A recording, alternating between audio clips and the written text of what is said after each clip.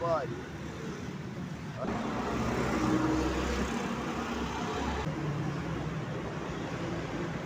ਅੱਲਾਹ ਪਾਕ ਤੁਹਾਡੀ ਜ਼ਿੰਦਗੀ ਕਰੇ, ਅੱਲਾਹ ਪਾਕ ਤੁਹਾਨੂੰ ਤੰਦਰੁਸਤੀ ਦੇਵੇ।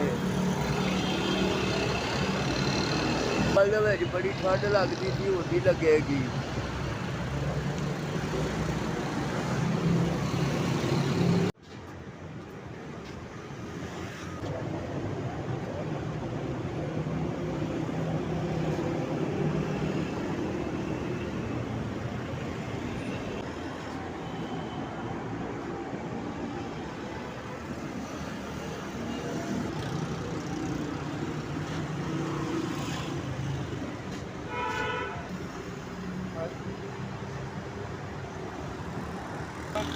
ਅੱਲਾ ਖੈਰ ਕਰੇ।